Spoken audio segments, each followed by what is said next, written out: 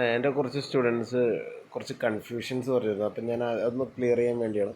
ഞാൻ വീഡിയോ ചെയ്യുന്നതെല്ലാം ഒരു പ്ലേലിസ്റ്റ് സോർട്ട് ചെയ്തിട്ടാണ്. ഓക്കെ, അപ്പോൾ ഈ ചാനൽ ആദ്യമായിട്ട് വിസിറ്റ് ചെയ്യുന്നവർക്ക് കുറച്ച് കൺഫ്യൂഷൻസ് ഉണ്ടാവും. അപ്പോൾ ഏറ്റവും ബെസ്റ്റ് എന്ന് പറഞ്ഞാൽ പ്ലേലിസ്റ്റിലേക്ക് പോവുക. അപ്പോൾ ലിസ്റ്റ് എന്ന് പറഞ്ഞാൽ ഇതിൽ ഞാൻ കുറേ ഫോൾഡേഴ്സ് ഇറക്കട്ടെ. ഇപ്പോൾ ഖരാമ സ്റ്റാൻഡേർഡ്സ് ഇപ്പോൾ റീസെൻ്റായിട്ട് ചെയ്തതിൽ 2-3 വീഡിയോസ് കിടക്കുന്നുണ്ട്.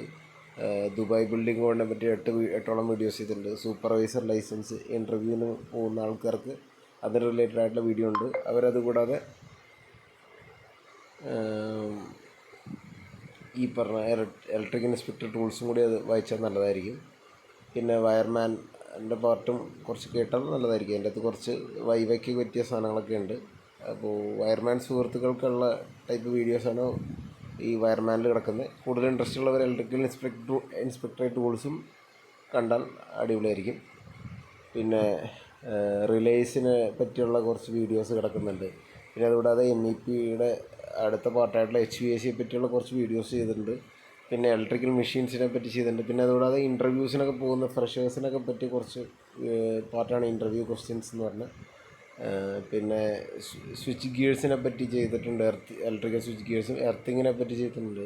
പിന്നെ പ്ലംബിംഗ് ഡിസൈനെ പറ്റി ചെയ്തിട്ടുണ്ട്. പിന്നെ മാത്സിൻ്റെ കുറച്ച് ബേസിക്സ്, അത് കുറച്ച് ഒരു 10th ലെവലിൽ സാധനം ചെയ്തേക്കുന്നത്.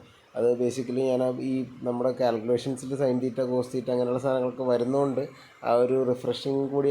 പിന്നെ അതുകൂടാതെ 10th സ്റ്റുഡൻസിനെ കൂടി ബേസ് ചെയ്തിട്ടാണ് ആ സംഭവം ചെയ്തേക്കുന്നത്. ഓക്കെ, ഇതിൽ മൈ പ്രോജക്ട്സിൽ എൻ്റെ കുറച്ച് ഡീറ്റെയിലാണ്, എൻ്റെ പേഴ്സണൽ കുറച്ച് ഡീറ്റെയിൽസും കാര്യങ്ങളൊക്കെയാണ് കൊടുത്തേക്കുന്നത്. പിന്നെ ഇതിൽ ഈ പ്ലേലിസ്റ്റിൽ ഇൻവെർട്ടർ, UPS അങ്ങനെയുള്ള സാധനങ്ങളെ പറ്റി ഇനിയും ചെയ്യാൻ ഉദ്ദേശിക്കുന്നു. അപ്പോൾ എല്ലാത്തിനും സമയം ഒരു പരിമിതി ആയതുകൊണ്ടും നമുക്ക് ചെയ്യാൻ പറ്റുന്ന മാക്സിമം ചെയ്യുന്നുണ്ട്. അപ്പോൾ നാഷണൽ ബിൽഡിംഗ് കോഡ് ബേസ് ചെയ്തിട്ട് ലൈറ്റിംഗ് ഡിസൈനാണ് ഈ ഒരു ഫോൾഡറിൽ ഏറ്റവും ലാസ്റ്റ് ഫോൾഡർ കിടക്കുന്നത്. അപ്പോൾ ഓരോ പ്ലേലിസ്റ്റ് ആൾക്കാരുടെ ഇൻട്രസ്റ്റ് അനുസരിച്ച് ഓരോ പ്ലേലിസ്റ്റ് നോക്കി ഇങ്ങനെ ചെയ്യാം.